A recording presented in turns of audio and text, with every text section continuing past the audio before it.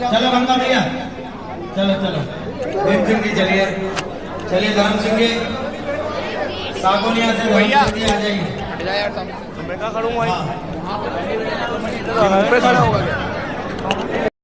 चलो भैया धर्म सिंह जी चलो, सत्यनारायण शर्मा जी चलिए चलिए चलो चलो टाकिया जी, चलो भैया अब आगे लोग उठ जाओ, मंगल हो गया।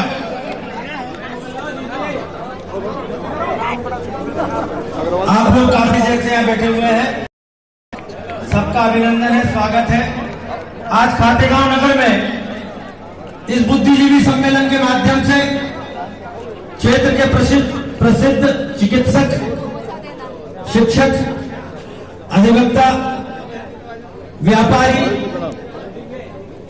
कथावाचक, विद्वजन, वैचारिक परिवार से गायत्री परिवार, महर्षि पतंजलि योग संस्थान, ब्रह्म कुमारी मिशन, स्वाध्याय परिवार, कोल्ड वाले उसमें हमारी बॉम्ब कर दूं, लाडली बहनें, हमारे विभिन्न शासकीय विभागों से सेवानिवृत्त बॉम्ब कर दूं। और देखो एक मिनट, अधिकारी कर्मचारीगण, ये वाला ठीक है, देखो एक बार।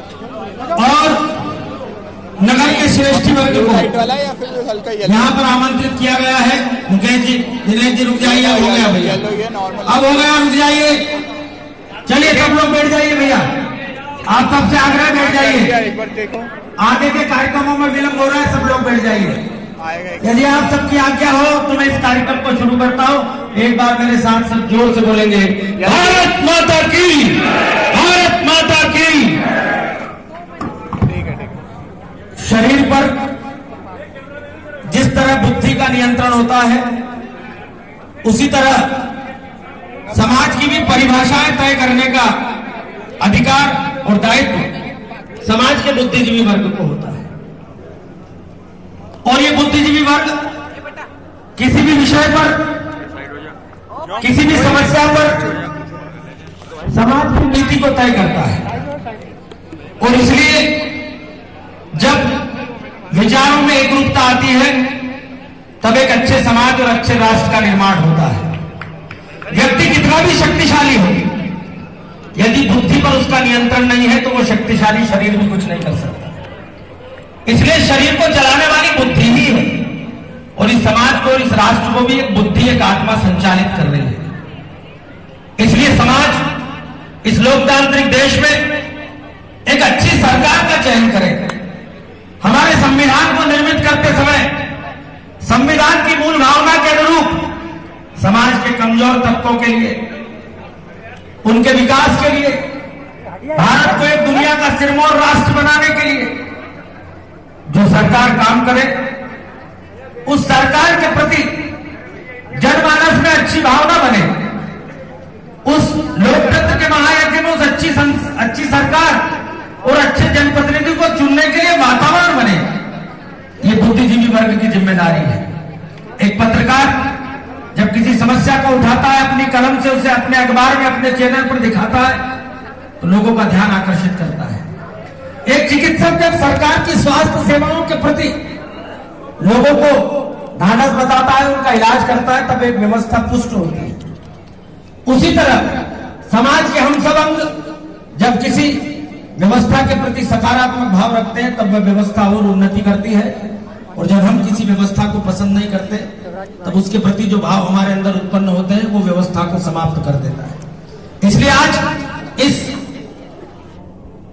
प्रबुद्ध जन सम्मेलन के माध्यम से हम सब भारत के श्रेष्ठ विचारक, जिन्होंने दर्शन शास्त्र सिर्फ पढ़ा नहीं है, गीता के श्लोक हो या रामचरितमानस की चौपाइयां, सर्वहारा वर्ग दीनहीन दुखी की आंखों में कभी आंसू जिन्होंने अपने 18.5 वर्ष के कार्यकाल में एक मुख्यमंत्री के रूप में कभी नहीं आने दिए, ऐसे मध्य प्रदेश के जननायक माननीय शिवराज सिंह चौहान जी आज हमारे बीच में है।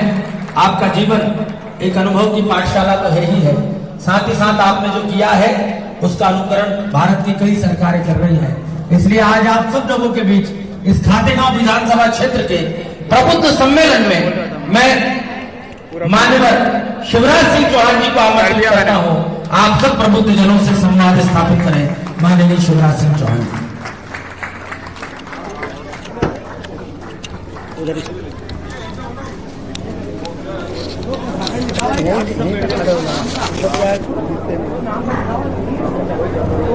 बिराजिए।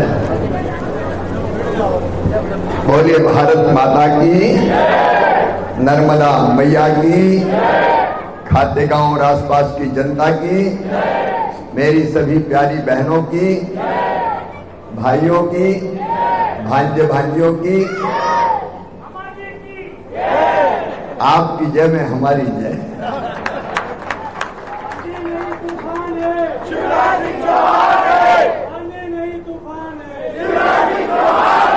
आदरणीय मंच, मैं आज गदगद हूं, अभिभूत हूं। माफी चाहते हैं, बहुत देर से आए,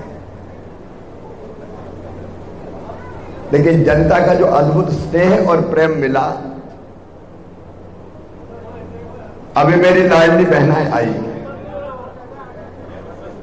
और मेरे हाथ में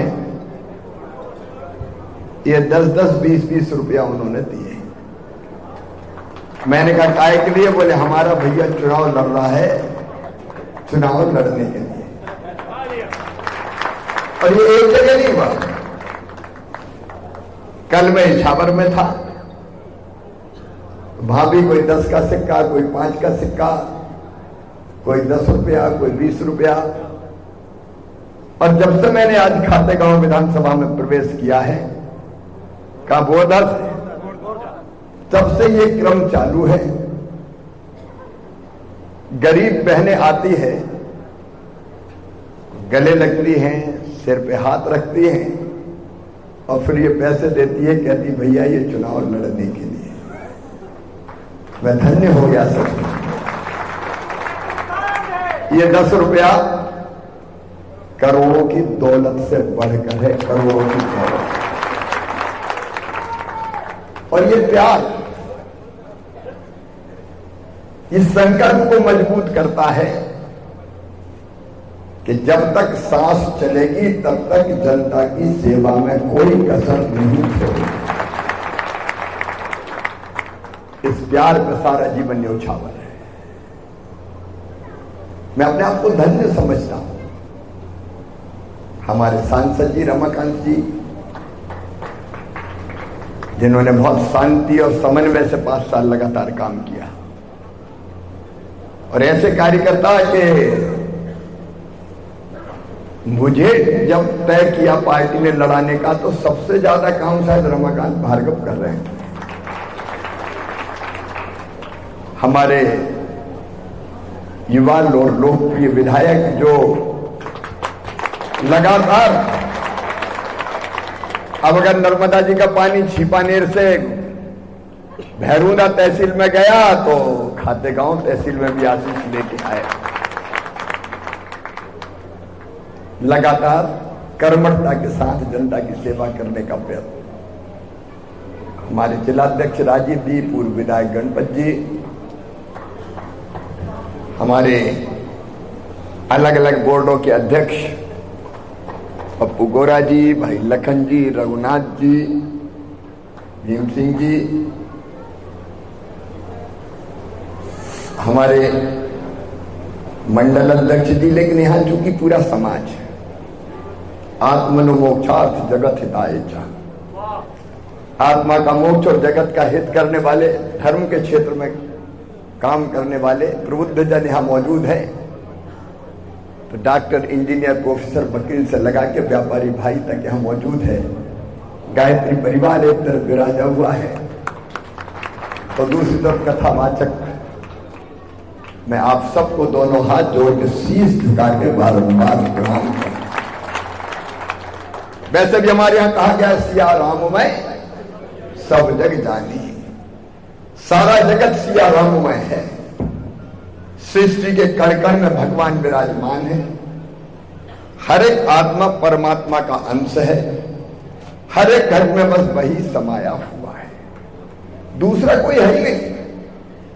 सब धर्मों का सार अगर कोई ये है तो वो यही है कि एक परमात्मा जो सब में है। कबीरदास जी ने बड़ी सुंदर व्याख्या की, साहब तेरी साहिबी हर घट रही समाए, जो मेहंदी के पात में लाली रखी न जाए। उनका साथ तू हर जगह है, तो किसी का दिखाई क्यों नहीं देता? का मेहंदी के पत्ते में अगर रंग देखो तो हरे रंग का दिखाई देता है। मेहंदी के पत्ते में हरा रंग है, दिखाई देता है। लाल कभी दिखाई देता है क्या? तो जैसे मेहंदी के पत्ते में लाल रंग होते हुए भी दिखाई नहीं देता, वैसे तू सब में है लेकिन दिखाई नहीं देता। लेकिन अगर मेहंदी को पीस के हथेली पर रच दिया जाए तो कौन सा रंग उभरता है? ऐसी साधना, तपस्या और सेवा से वो परमात्मा प्रकट हो जाता है। हम सुधरेंगे, जग सुधरेगा। हम सुधरे तो जग सुधर जाएगा।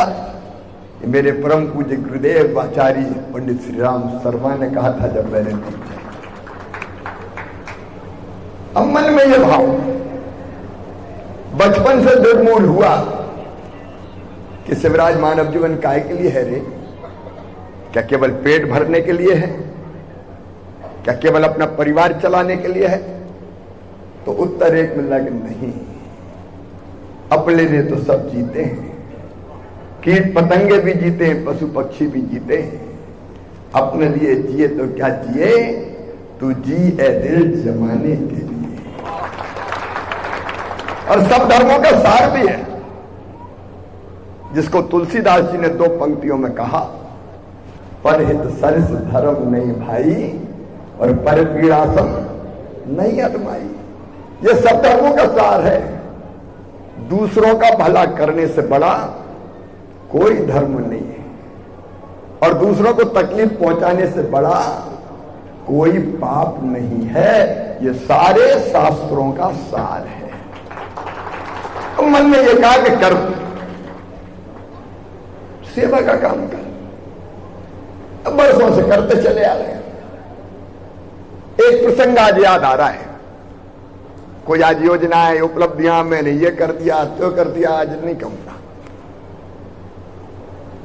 आपने महाभारत अगर पढ़ी हो तो एक प्रसंग है, उसमें युधिष्ठिर और यक्ष का संवाद।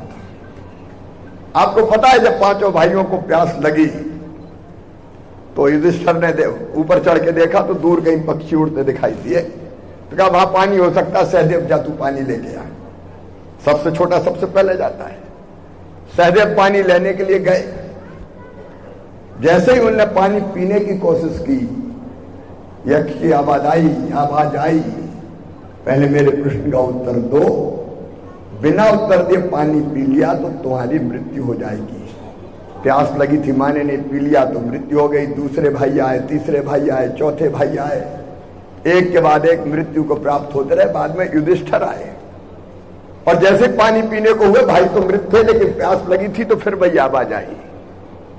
कई प्रश्न यक्ष ने पूछे, लेकिन एक प्रश्न जो था वो ये था कि ये बताओ युधिष्ठिर, दुनिया में सबसे बड़ा आश्चर्य क्या है?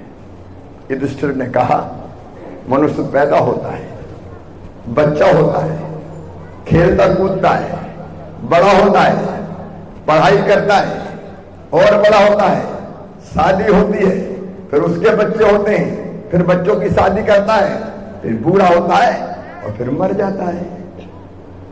हर एक ये जानता है कि मृत्यु मेरी निश्चित है। और आश्चर्य की बात यह है कि व्यवहार ऐसा करता है जैसे हमेशा इस दुनिया में रहना हो। यह सबसे बड़ा आश्चर्य है। मुझे हमेशा यह भान रहता है, कितने दिन के लिए है रे शिवराज? 64-65 साल के हो गए, 10 और जिएगा, 15 और जिएगा, 20 और जिएगा, कितना जिएगा? तो हमेशा एक ही दिमाग में धुन रहती है, और कर, अच्छा कर, सबके लिए कर, मानव जीवन सफल और सार्थक कर यार रे। और इसलिए हम काम करते हैं। मुझसे अगर पूछे तुम क्यों काम करते हो तो 2 चीज, एक अपने देश की सेवा मुझे करनी है। और सेवा भी किस लिए, ये भी आप साफ सुन रहे हैं।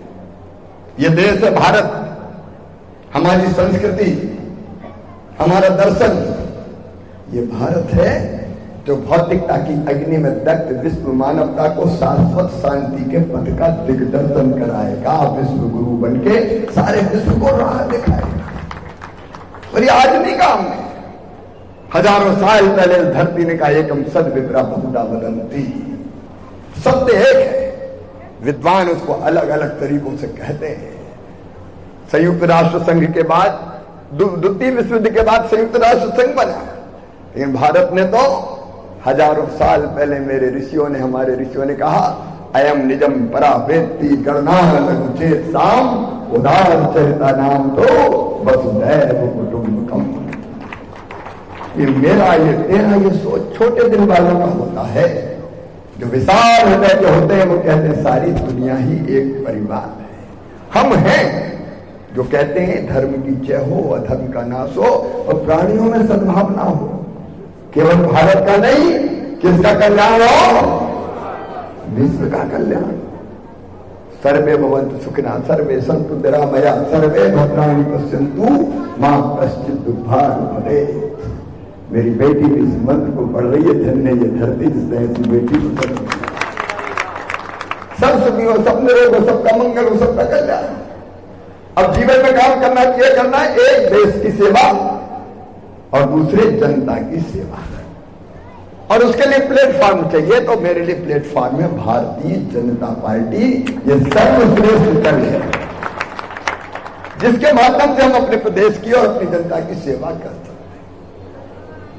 और पार्टी ने जब जो जवाबदारी दी, पार्टी का बुद्धि से विधायक बन तो विधायक बन गए, पांव पांव घूमे, नाव भी चले। पार्टी का सांसद बन जा तो एक बार नहीं, 5-5 बार पहले सांसद बनाया। खातेगांव उस समय नहीं था, खातेगांव उस समय से भोपाल में आता था, तो 5 बार सांसद। फिर मैं घर सो रहा था, मैं सांसद था, वो किस्सा आज सुना देता हूं। आशीष देर तो नहीं हो रही, सुना दूं? मेरी धर्मपत्नी भी यहां बैठी है, मैं सही घटना आपको बता रहा हूं। मैं कभी दोपहर में सोता नहीं हूं। उस दिन मुझे आलस आ गया तो मैं दोपहर में दिल्ली में था, मैं लेट गया। थोड़ी देर के बाद मेरी धर्मपत्नी ने मुझे जगाया, कार्तिक के पापा, कार्तिक के पापा। आज भी नाम नहीं लेते अपने। क्या हो गया? अरे बोले टीवी में पट्टी चल रही है, पार्लियामेंट्री बोर्ड ने आपको मुख्यमंत्री बनाने का फैसला किया है। मैंने कहा सोने दो, तुमने कुछ गलत देख लिया होगा। नहीं बोले। इतने में मेरे घर की घंटी बजी। मैं 7 पंडित पंत मार्ग पर रहता था। हमने दरवाजा खोला तो सामने भूपेंद्र सिंह हुड्डा खड़े थे। भूपेंद्र सिंह हुड्डा पहले मेरे साथ सांसद थे, बाद में हरियाणा के मुख्यमंत्री बने। तो मैं और वो बगल बगल में रहते थे। मैं 7 नंबर में, वो 9 नंबर में, बगल बगल में घर थे हमारे। तो हुड्डा जी और उनके पत्नी सबसे पहले आई और उनके हाथ में बुके था। हम पड़ोसी थे, मित्र थे। कांग्रेस भाजपा अलग बात थी। और वो मुख्यमंत्री बन गए थे हरियाणा के। उधर वो बन गए थे, लेकिन मकान उन्हें छोड़ा नहीं था। सबसे पहले उनने बुके दिया, सर बधाई हो, आप मुख्यमंत्री बन गए। ऐसे में मुख्यमंत्री बन गया। अब मुख्यमंत्री बना तो मुख्यमंत्री बन के जनता की सेवा मैंने अंतरात्मा से की। आज योजनाएं बताऊंगा तो घंटों लग जाएगा। 24 घंटे में से मैंने 22 घंटे मेहनत की। 18 तो रोज की ही। एक ही धुन दीवानापन, और अच्छा कर रे। और जो तकलीफें मैंने जनता की जिंदगी में देखी थी। अब देखो मेरी बहनें बैठी है। मैं क्या देखता था बचपन में? मैं देखता था घर में मेरी बहन भी दुआ करती है, बेटे ही पैदा हो, बेटे ही पैदा हो, बेटे ही पैदा हो, बेटी पैदा नहीं हो जाए। आमतौर पर मैं सबकी बात नहीं करता, आपको बात हो सकता है, लेकिन स्वाभाविक ही क्या होती थी? बेटा पैदा हो। बेटी है वो तो बोझ है, बेटा तो बुढ़ापे की लाठी का सहारा है। मैंने बेटियों के साथ अन्याय होते देखा बचपन में। मैंने स्त्रियों को, बहनों को पिटते देखा घरों में, अपने गांव में। हमारे सामने घर था, मैं नाम नहीं लूंगा, रमाकांत जी को ध्यान होगा। वहां जब भी पति पत्नी की लड़ाई होती, वो घोटा रहता था, उठाते पत्नी को पीटते, वो दौड़ के हमारे घर में घुसती, बचाओ बचाओ। और आधा घंटे बाद ही चाहे खून भी निकल रहा तो पट्टी बांध के रोटी बना रही, कौन के बोले उन्हें भूख लगी होगी। अब मैं जब ये दुर्दशा देखता था स्त्री जाति की, तो मन में तकलीफ होती थी कि भगवान ये दिन कब बदलेंगे।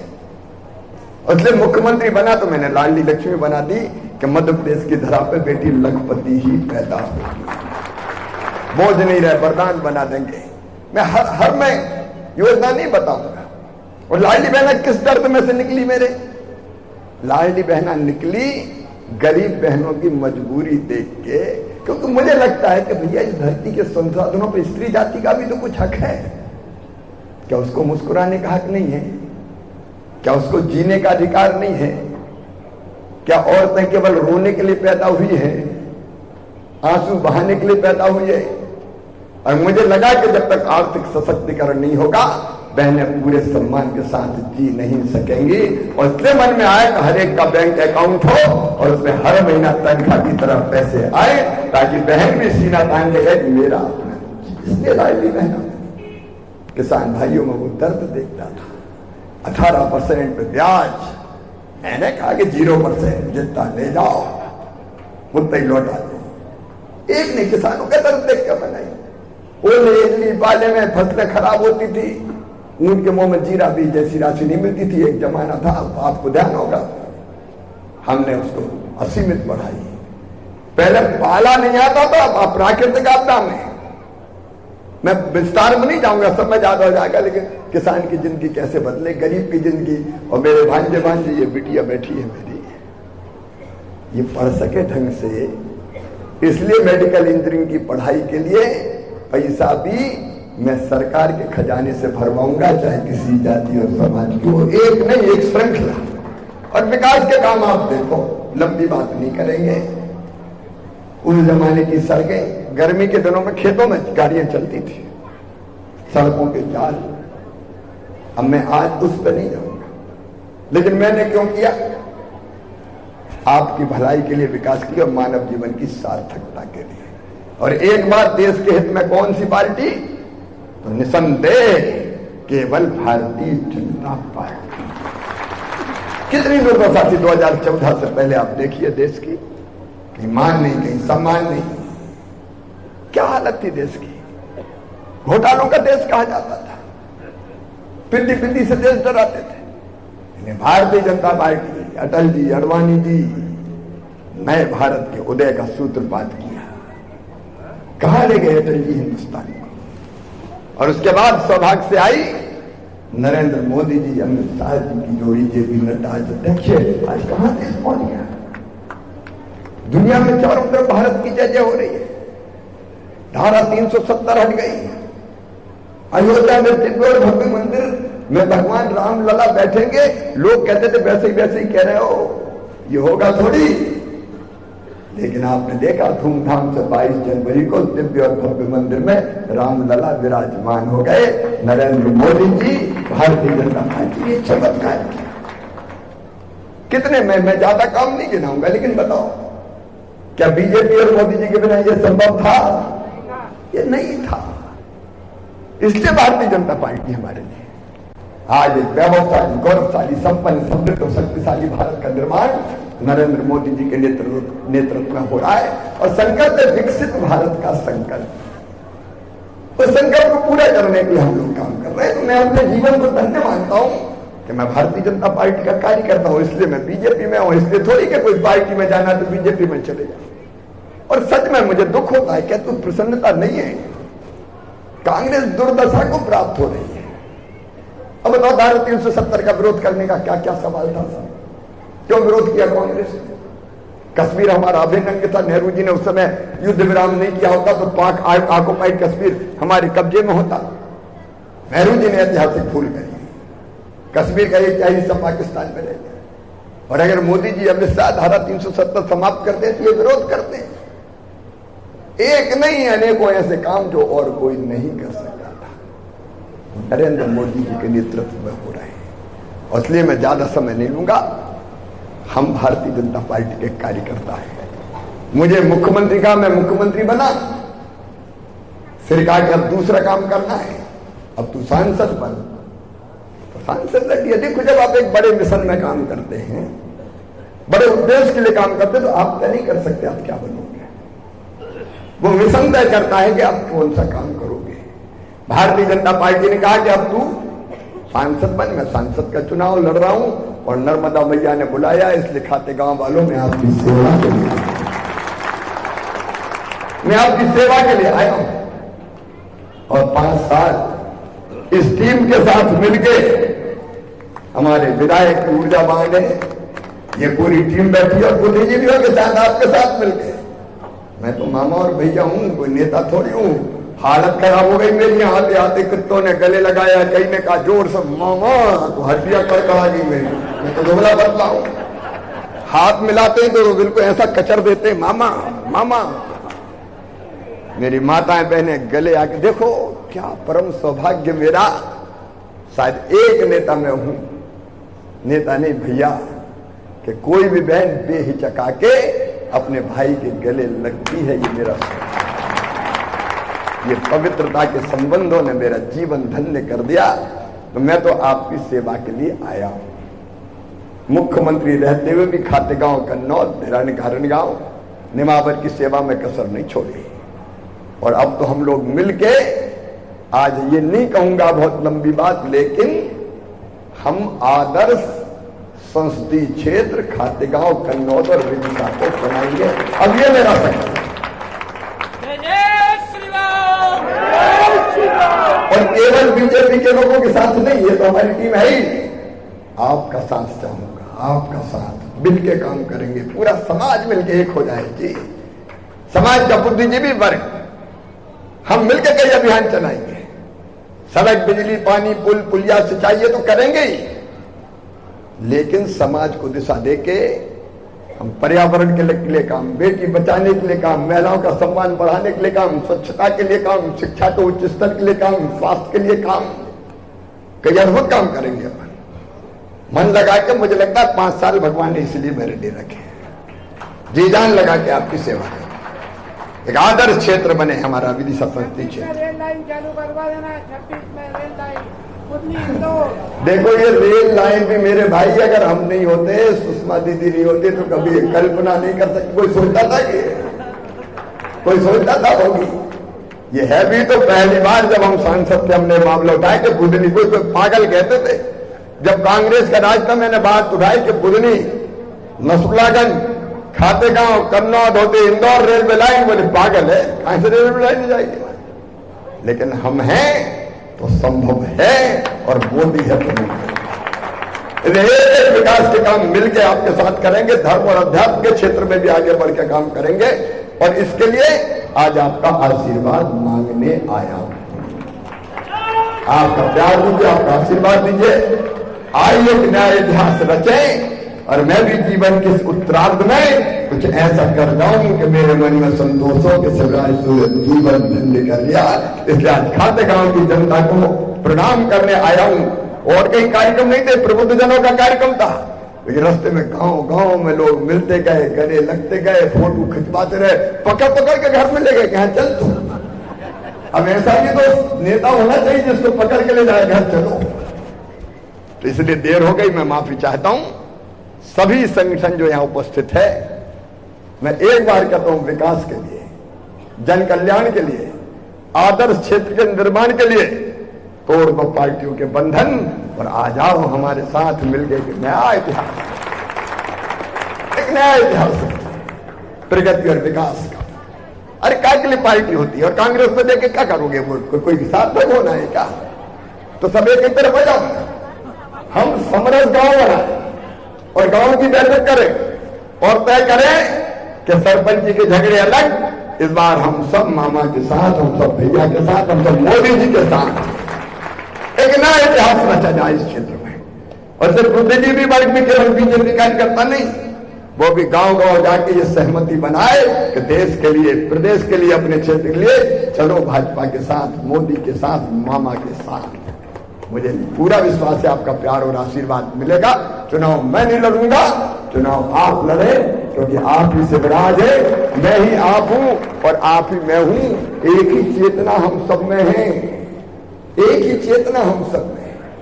इसलिए मिलकर साथ काम करें, समाज के निर्माण के लिए, देश के उत्थान के लिए, विकसित भारत के निर्माण के लिए, जनता के कल्याण के लिए। यही प्रार्थना आपसे करने आज आया हूं। बहुत बहुत धन्यवाद। एक बार मेरे साथ बोलिए, भारत माता की, भारत माता की, नर्मदा मैया की, हर हर नर्मदे।